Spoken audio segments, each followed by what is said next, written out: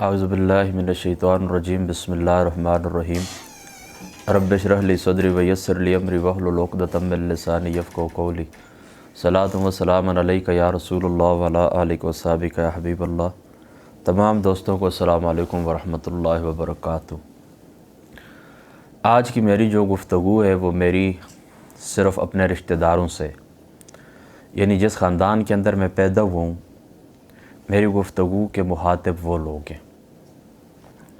सबसे पहले आप मेरी ये बात याद रखें कि मेरी दोस्ती, दुश्मनी, मोहब्बत, नफ़रत, रिश्तेदारी की बुनियाद सिर्फ़ और सिर्फ़ अक़ीदा सही के ऊपर है।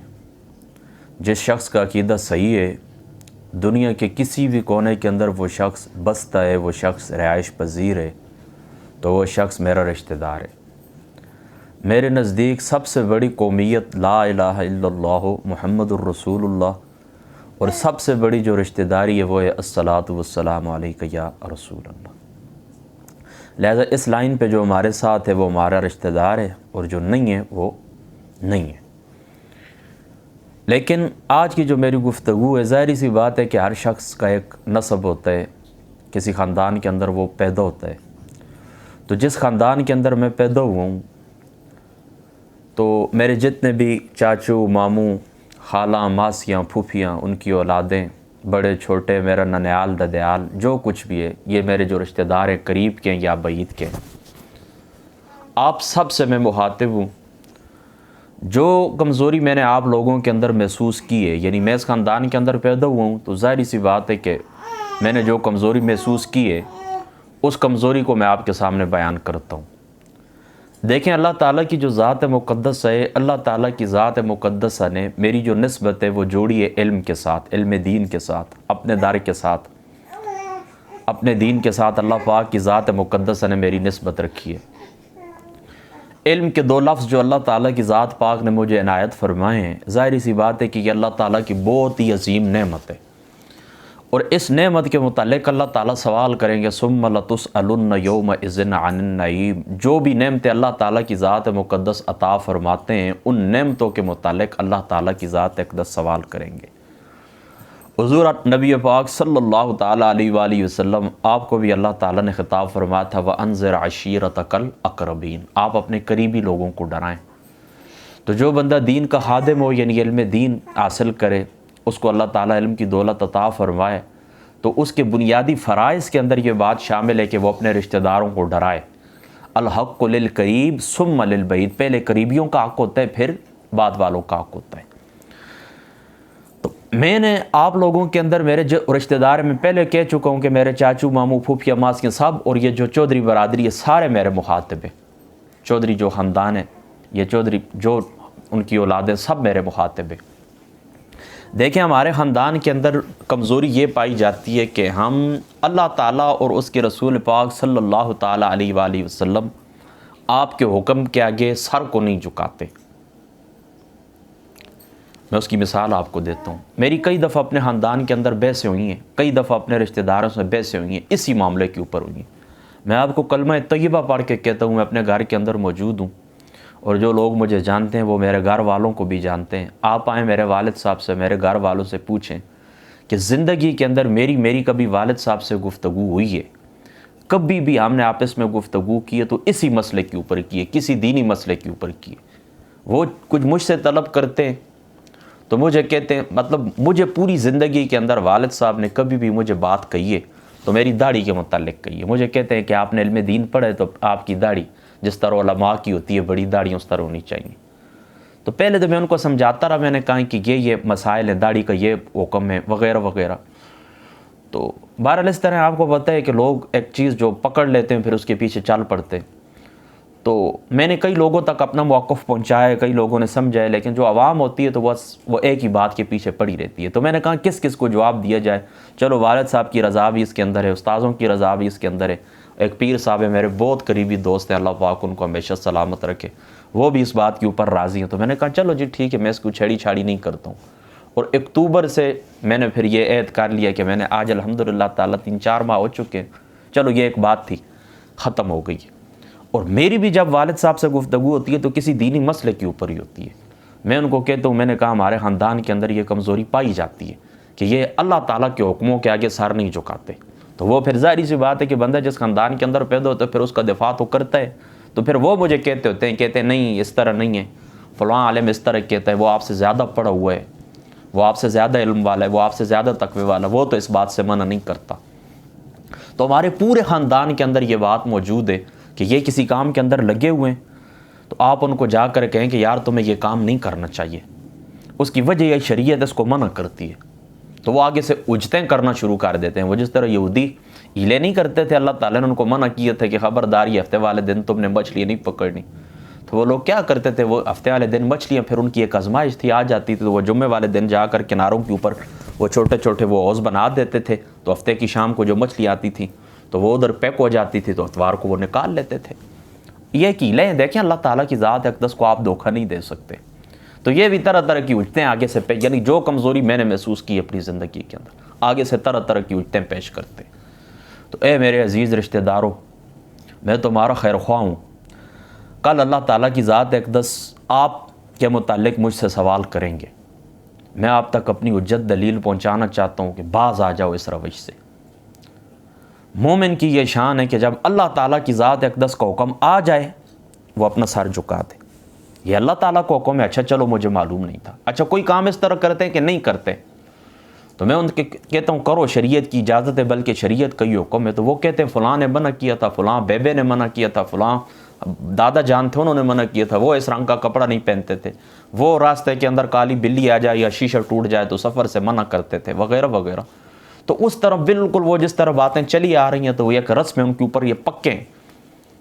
تو میری تمنا یہ کہ جو کام آپ نہیں کرتے لیکن شریعت کو حکم ہے کہ کرو، کوئی نقصان نہیں ہے، وہ کریں آپ، اور جو کام آپ کرتے ہیں شریعت منع کرتی ہے آپ رک جائیں۔ بس میرا آپ تک یہ پیغام ہے۔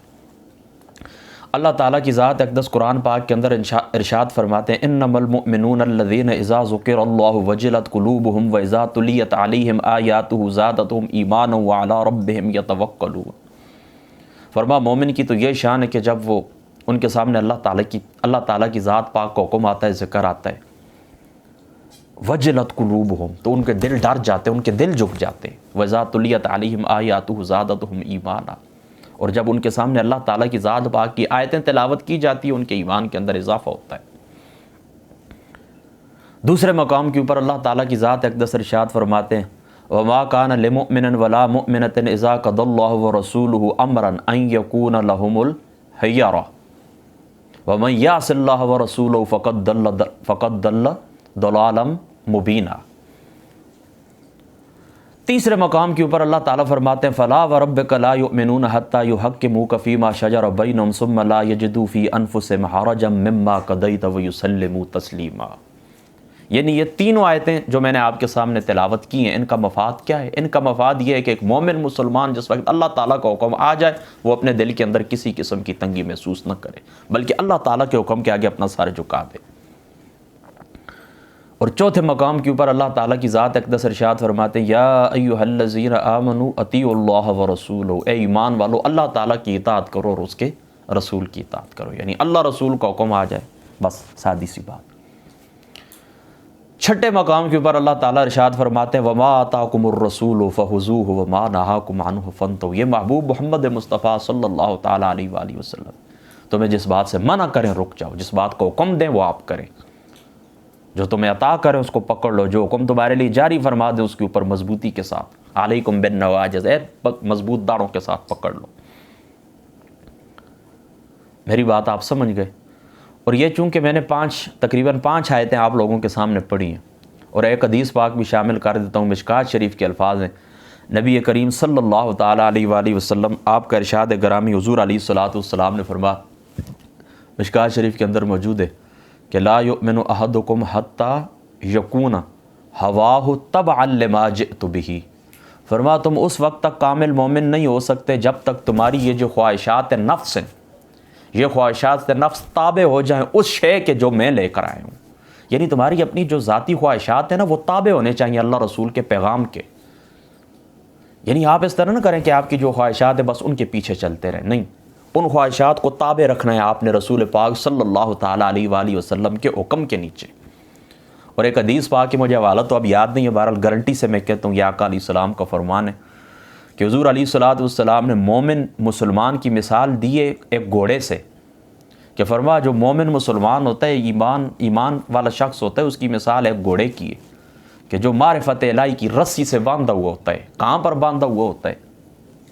اللہ تعالیٰ کی اطاعت کے کونٹھے کے اوپر باندھا ہوتا ہے۔ تو اس کی جو بھی نقل و حرکت ہوتی ہے نا، تو وہ اس دائرے کے اندر ہی ہوتی ہے، یعنی وہ وہاں تک کی اپنی دوڑ لگاتا ہے جہاں پر رسی اس کو جانے کی اجازت دیتی ہے، جہاں پر رسی کھینچ جاتی ہے پھر وہ آگے نہیں جاتا۔ تو مومن مسلمان ایک دائرے کے اندر اس کی اچھل کود ہوتی ہے۔ اللہ تعالیٰ نے باڑیں لگائی ہوئی ہیں، یہ جو اللہ تعالیٰ نے جن چیزوں کو حرام کیا ہے نا، یہ اللہ تعالیٰ کی چراگاہیں ہیں، یہ اللہ تعالیٰ کی ذات اقدس کے وہ بارڈر ہے جو تمہارے اوپر اللہ تعالیٰ کی ذات اقدس نے مقرر فرما دی ہیں۔ بس اس بارڈر سے اس پار آپ نے نہیں جانا، اس کے اندر اندر آپ نے رہنا ہے۔ تو میرے دوستو، ساری گفتگو کا خلاصہ کیا ہے؟ یا ایھا الذین آمنوا ادخلوا فی السلم کافہ، پورے اسلام کے اندر داخل ہو جائے۔ یہ نہیں کہ تمہاری جو بات کو لگتی ہے دل کو تو بس اس کے اوپر تو آپ نے سر جھکانا ہے، اور جیوں ہی تمہارے نفس کے خلاف کوئی شریعت کی بات آئی تم اکڑ جاؤ، اس طرح نہ کرو۔ تو میری آپ لوگوں کو پھر نصیحت ہے، میرے سارے ننیال، ددیال، چاچو، ماموں، پھوپھیاں، ماسیاں، خالاں، سب کو میری یہی ریکویسٹ ہے کہ آپ کے اندر یہ کمزوری پائی جاتی ہے، اس کمزوری کو دور کریں۔ اور یہی پیغام میرا سارے اپنے گاؤں کے لوگوں کو بھی ہے، اور اسی طریقے سے جہاں تک دنیا کے جس کونے کے اندر میری آواز جاتی ہے، سب کے لیے میرا یہی پیغام ہے۔ ایک بات ہو گئی۔ دوسری بات آپ نے یہ یاد رکھنی ہے، اس بات کو آپ پلے سے باندھ لیں کہ اللہ تعالیٰ کی جو ذات مقدسہ ہے، تو اللہ تعالیٰ کی ذات مقدسہ نے طویل عمر اور رزق میں اضافے کا اللہ تعالیٰ نے ایک اصول بیان فرمایا۔ کیا ہے؟ اللہ تعالیٰ فرماتا ہے میں تمہاری عمریں بھی طویل کروں گا۔ یہ آقا علیہ الصلوۃ والسلام کے درجنوں فرامین کا خلاصہ ہے، حدیث قدسی بھی اس میں شامل ہے۔ عمر طویل ہوگی، تمہارے رزق کے اندر اضافہ ہوگا۔ کس صورت کے اندر؟ جب تم آپس میں صلہ رحمی کرو گے، اپنی رشتہ داریاں آپ نے بائیں گے، جو آپ کے رشتہ داریاں ہیں ان کو آپ نے جوڑ کے رکھنا ہے۔ میری بات آپ سمجھ گئے؟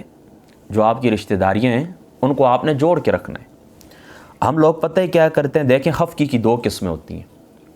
ایک خفقی ہوتی ہے کسی شخص سے آپ ناراض ہوتے ہیں، کس بات کے اوپر ناراض ہوتے ہیں؟ کسی دینی امر کی وجہ سے آپ ناراض ہوتے ہیں کہ اس شخص نے کیا کیے کہ اللہ کی نافرمانی کی ہے، یا یہ شخص سخت گناہگار ہے، جب تک یہ گناہ کو نہیں چھوڑتا میں اس کے ساتھ بات چیت کلام نہیں کروں گا۔ اس طرح تو اگر آپ 2 سال 5 سال یہاں تک کہ پوری زندگی بھی کسی شخص سے ناراض رہیں تو کوئی بات نہیں ہے۔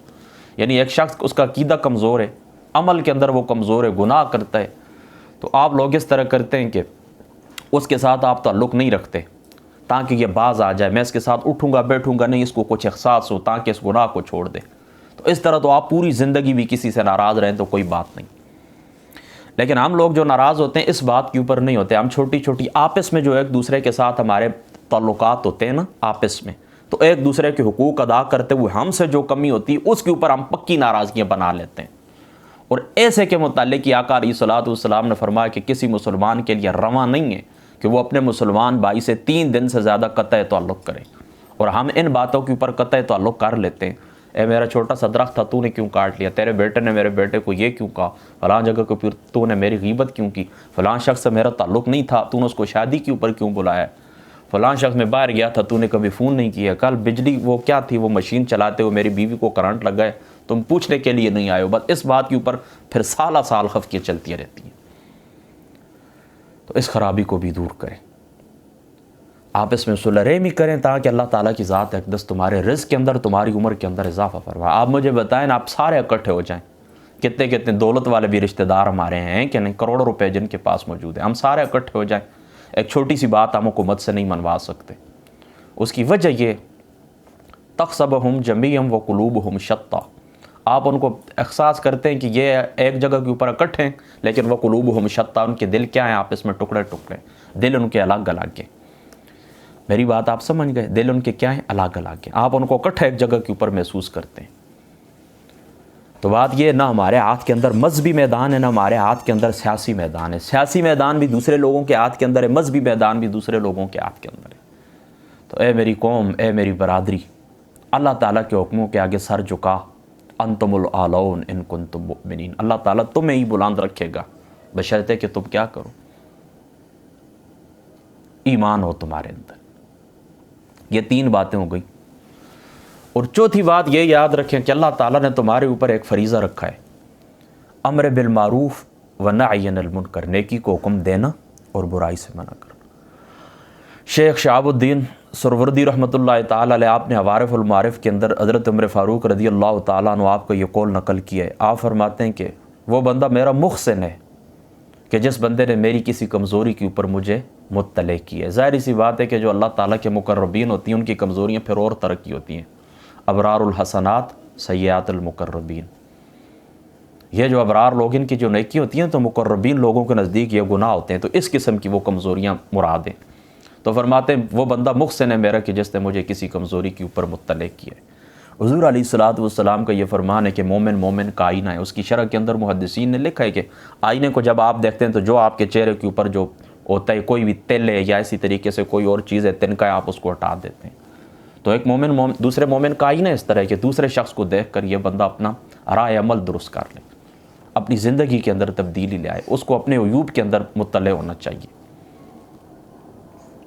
तो ये फरीज़ा आप छोड़ें नहीं। ये मैं आपको उसूल बताता हूँ, वत्तक़ू फ़ितनतन ला तुसीबन्नल लज़ीना ज़लमू मिनकुम ख़ास्सा।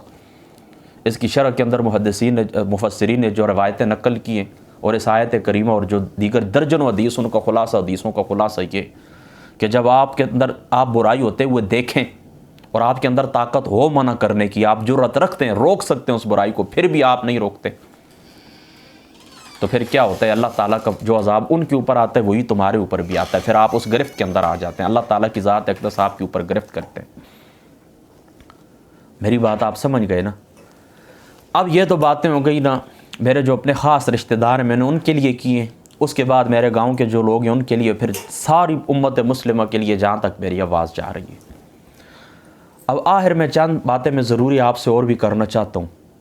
हर शख्स को मेरी ये नसीहत है, सब के लिए, यानी रिश्तेदारों से अपने से जो बात मैंने करनी थी वो कर ली है।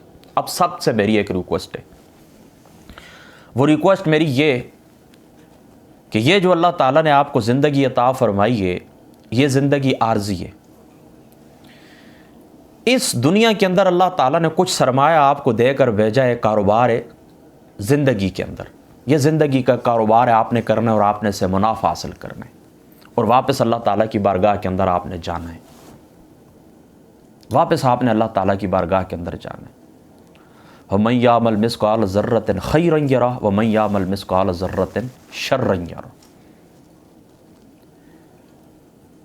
देखें, मैं आपको एक मिसाल आपको देता हूँ। एक होता है आज और एक होता है कल। ज़िंदगी के अंदर आज देखें, शब रात का वक्त है और रात तकरीबन 9 बजे का वक्त होगा। फरवरी की 8 तारीख़ है 2022 है, मंगल की रात है। ये जो आज है इसका एक कल है, यानी बुध वाला दिन है इंशाअल्लाह ताला 10 फरवरी है, 9 फरवरी।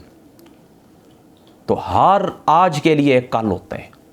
लेकिन याद रखें, इस्लामी लिटरेचर के अंदर आज और कल से मुराद, आज से मुराद आज की ज़िंदगी है, दारुल अमल, और कल से मुराद आखिरत है, दारुल जज़ा।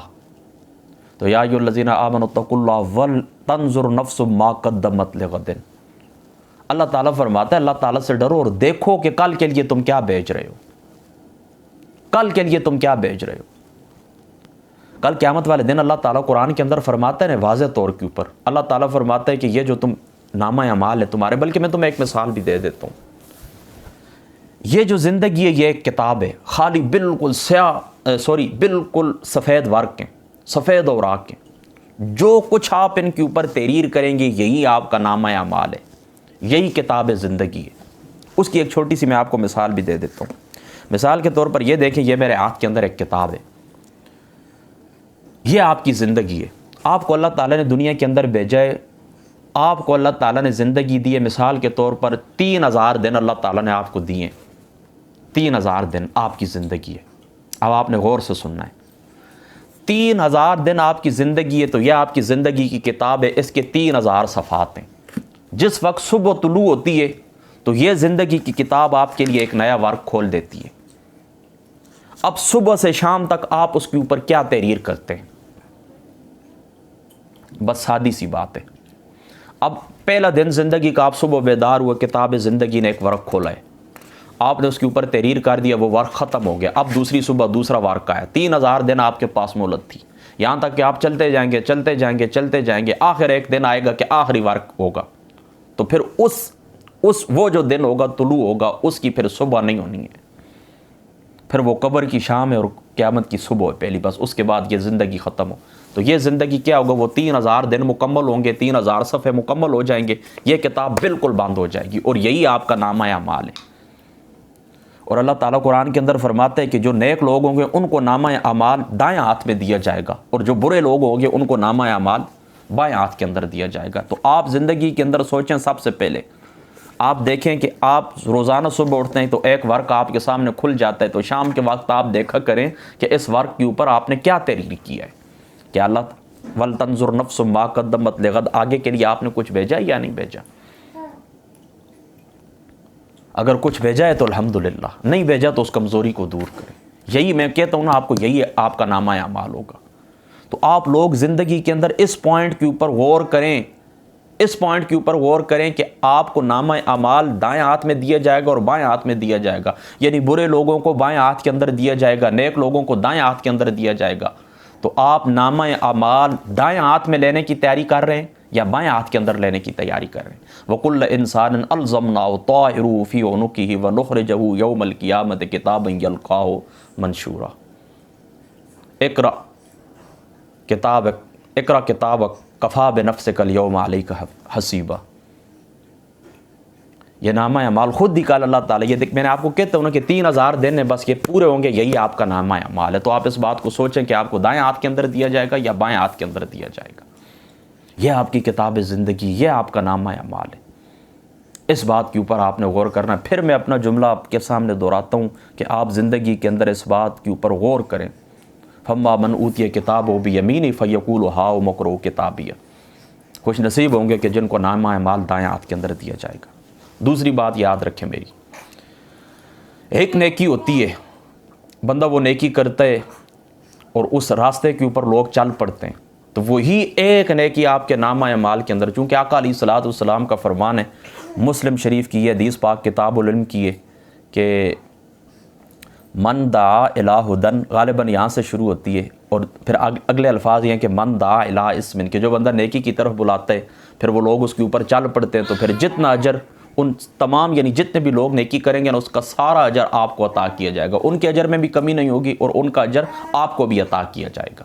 اور بالکل اسی طرح یہ بھی یاد رکھیں کہ جس وقت آپ گناہ کا کوئی کام جاری کریں گے، گناہ کریں گے، تو پھر اس طرح ہوگا کہ وہ دیکھیں نا، حضرت آدم علیہ السلام کے بیٹے قابیل نے قتل کا طریقہ ایجاد کیا تھا، بخاری مسلم کی متفقن علیہ روایت ہے کہ آج دنیا کے اندر جو بھی قتل ہوتا ہے تو پھر اس کا گناہ اس کے اوپر بھی پڑتا ہے، یعنی قتل کرنے والے کو جتنا گناہ ملتا ہے اتنا ہی گناہ قابیل کو ملتا ہے۔ کس وجہ سے؟ کہ اس نے طریقہ قتل ایجاد کیا تھا۔ تو بری رسم آپ دنیا کے اندر کوئی بھی ایجاد کر کے چلے جائیں گے، پوری زندگی آپ نیکیاں کرتے رہے، لیکن یاد رکھیں وہ ایک برائی ہوگی، پھر اس طرح لوگ اس کے پیچھے چل پڑیں گے اور وہ برائی اکٹھی ہوتی رہے گی، اکٹھی ان کے سیاہ ہوتے رہیں گے اور آپ کا پورا نامہ اعمال سیاہ ہو جائے گا۔ تو آپ اپنی زندگی کے اندر آپ نے یہ بات بھی یاد رکھنی ہے کہ آپ کے جو گناہ ہیں یہ آپ کی ذات تک محدود ہیں یا معاشرے کے اندر بھی چلے جا رہے ہیں۔ وہ کل بھی میں نے دیکھا، وہ انڈیا کی ایک خاتون تھی، پوری زندگی وہ خود کہتی ہے کہ میں نے 30,000 گانے گائے ہیں، تو کل لوگ بڑا اس کو بڑھا چڑھا کر پیش کر رہے تھے۔ امام غزالی نے لکھا ہے خوش نصیب ہے وہ شخص کہ جو دنیا سے چلا گیا اور کوئی گناہ اس کا پیچھے باقی، ریکارڈ باقی نہیں ہے کہ جس کے اوپر لوگ عمل کریں۔ اب ظاہر سی بات ہے کہ جو لوگ ان کا وہ سنیں گے، میوزک سنیں گے، گانے سنیں گے، جو کچھ عشق مشق وہ اشعار سنیں گے، ان کے دل کے اندر وہ برے جذبات پیدا ہوں گے۔ تو ظاہر سی بات ہے، چلو ان کا تو تعلق ہی ہندو دھرم سے تھا، ان کے متعلق تو ہمارا عقیدہ ہی دوسرا ہے، لیکن اتنی میں کہتا ہوں پاکستانی قوم اتنی زیادہ مرعوب ہونے والی دولت سے اور پیسے سے اور شہرت سے، اتنی زیادہ مرعوب ہونے والی قوم میں نے دنیا کے اندر کوئی اور نہیں دیکھی ہے۔ تو پہلی نصیحت میں نے آپ کو یہ کی کہ آپ نامہ اعمال دائیں ہاتھ میں لینے کی تیاری کر رہے ہیں یا بائیں ہاتھ میں، اور دوسرا اس بات کے اوپر آپ نے غور کرنا ہے کہ کوئی بری رسم تو آپ ایجاد کر کے نہیں جا رہے کہ جو آپ کے سارے نامہ اعمال کو سیاہ کرتے۔ اور تیسرا اس بات کے اوپر بھی آپ نے غور کرنا ہے کہ آپ کی زندگی سے لوگ اچھا اثر لے رہے ہیں یا برا اثر لے رہے ہیں۔ ظاہری سی بات ہے، آپ کا جو زندگی وہ چلتی ہے نا، تو اس کے آپ کے کچھ لوگ ماتحت ہوتے ہیں، کچھ لوگوں کے آپ ماتحت ہوتے ہیں، کچھ لوگ ایسے ہیں جن کے آپ بڑے ہیں، کچھ لوگ ایسے ہیں جو آپ کے بڑے ہیں۔ تو ظاہری سی بات ہے، وہ جو بڑے ہیں وہ آپ کی زندگی سے کیا اثر لے رہے ہیں، اور جو چھوٹے ہیں آپ کی زندگی سے کیا اثر لے رہے ہیں، جو آپ کے ہمسر ہیں وہ آپ کی زندگی سے کیا اثر لے رہے ہیں۔ تو آپ کی زندگی اس ڈگر کے اوپر چلنی چاہیے، اس راہ کے اوپر چلنی چاہیے کہ لوگ آپ سے اچھا اثر لیں، معاشرے کے اندر آپ کی نیکی کا چرچا ہو، آپ کے تقوی کا چرچا ہو، آپ کی صالحیت کا چرچا ہو، آپ کے وجود کے اندر خیر ہو، آپ کے اٹھنے کے اندر خیر ہو، بیٹھنے کے اندر خیر ہو، آپ کے اخلاق کے اندر خیر ہو، آپ کے کردار کے اندر خیر ہو۔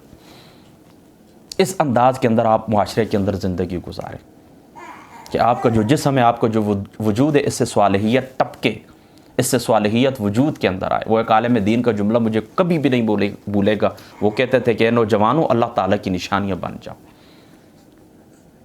اللہ تعالیٰ کی نشانیاں بن جاؤ۔ اور میں پہلے بھی آپ کو کہہ چکا ہوں، یا ایھا الذین آمنوا ادخلوا فی السلم کافہ، پورے اسلام کے اندر داخل ہو جاؤ۔ ہزاروں چیزیں آپ کی زندگی سے اللہ کی قسم اٹھاتا ہوں نکل جائیں گی۔ ہر کام کے اندر اپنے آپ کو شریعت کے اوپر پیش کر دیں، جو کام کرنا چاہیں پہلے دیکھ لیں اللہ تعالیٰ کی یہ حکم ہے تو کر گزریں، محلے والوں کی پرواہ نہ کریں، معاشرے کی پرواہ نہ کریں، اور دیکھیں کہ اللہ تعالیٰ اس کے رسول منع کرتے ہیں تو محلے والوں کی ناراضگی کی اور خوشی کی پرواہ نہ کریں، اس کام سے رک جائیں۔ تو جس شخص کی ہر اٹھنا بیٹھنا اوڑھنا بچھونا ہر معاملے کے اندر شریعت ہو تو ظاہر سی بات ہے کہ پھر اس کے اوقات محفوظ ہو جاتے ہیں، وہ اپنے اوقات کی رعایت کرنے والا ہوتا ہے، وہ اپنے اوقات کی حفاظت کرنے والا ہوتا ہے، اور ہزاروں چیزیں اس فضول اس کی زندگی سے نکل جاتی ہیں۔ آج ہم بری ہزاروں رسموں کے اندر مبتلا ہیں جو ہمارے اوقات کو بالکل برباد کرنے کے اوپر تلے ہوئے ہیں، بالکل ہمارے اوقات برباد ہوتے جا رہے ہیں۔ لیکن جب آپ صرف اور صرف آپ کا اوڑھنا بچھونا اللہ اور اس کے رسول کا فرمان ہوگا، ہزاروں فضول چیزیں آپ کی زندگی سے نکل جائیں گی، آپ کی زندگی کے اندر آپ دیکھ لیں سکون ہوگا۔ اور پڑھے لکھے جتنے بھی لوگ ہیں، آپ نے میٹرک تک بھی اگر تعلیم حاصل کی ہے، ایک آپ کو اپنے خاندان کی بری رسم معلوم ہے، مرنے سے پہلے میری آپ کو یہ تلقین ہے، مرنے سے پہلے میری آپ کو یہ نصیحت ہے، کم از کم اتنا کریں، ایک بری رسم آپ معاشرے سے ختم کر کے جائیں۔ ہر شخص اپنی ذمہ داری پہچانے، اللہ کی قسم اٹھاتا ہوں معاشرہ پرسکون ہو جائے۔ ہر شخص کسی شخص کو یہ فکر نہیں، اپنی ذمہ داری کی فکر نہیں، بس وہ بیغام میں دوسروں کے اوپر بیٹھ کے ہم تنقید کرتے رہتے ہیں، دوسروں کی وہ کیا کہتے ہیں آنکھ کا تنکا بھی ہمیں شاطیر نظر آتا ہے، اور اپنا جو شاطیر ہے تو وہ بھی ہمیں تنکے کی مثل بھی ہمیں نظر نہیں آتا۔ تو اپنی اصلاح کریں، اپنے جو تابع ان کی اصلاح کریں، اور اس سے بعد پھر آگے آپ پڑھتے جائیں۔ اور آخری بات میں آپ سے یہ کرنا چاہتا ہوں، دولت بے شک کمائیں، یہ میری آخری بات ہے، کروڑوں نہیں میں کہتا ہوں اربوں روپے آپ کے پاس ہونے چاہیے۔ روز اپنی زندگی کا جائزہ لیں کہ میری زندگی کل سے بہتر ہوئی ہے کہ نہیں، معاشی لحاظ سے بھی اور روحانی لحاظ سے بھی۔ کل میرا کاروبار کروڑ روپے کا تھا، آج 2 کروڑ کا ہونا چاہیے۔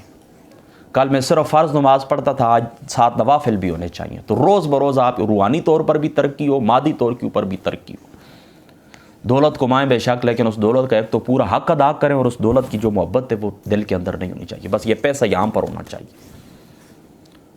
اور میں کیا زندگی ہے ہماری، مجھے بتائیں، ہمارے پاس ٹیکنالوجی، ہمارے پاس صحت، ہمارے پاس علم، یہ اگر اللہ کے راستے میں خرچ نہ ہو تو مجھے بتائیں یہ سب کچھ ہمیں کیا کیا جائے گا کہ اسی کے ساتھ ہمیں داغا جائے گا۔ یہی سارے وسائل ہمارے اوپر، چینل جتنے بھی ہمارے اوپر کل بوجھ ہوں گے۔ تو میری پھر جملہ دہراتا ہوں، میرے اپنے رشتہ داروں کو، اپنے علاقے کے لوگوں کو، اور پھر ساری دنیا کو جہاں تک میری آواز جاتی ہے، میری آپ لوگوں کو نصیحت یہ کہ جو آپ کی ضرورت ہو بے شک آپ رکھیں، اپنی ضرورت پوری کریں، اپنے بچوں کی ضرورت پوری کریں، ان کے مستقبل سیف کریں، ان کا مستقبل محفوظ کریں۔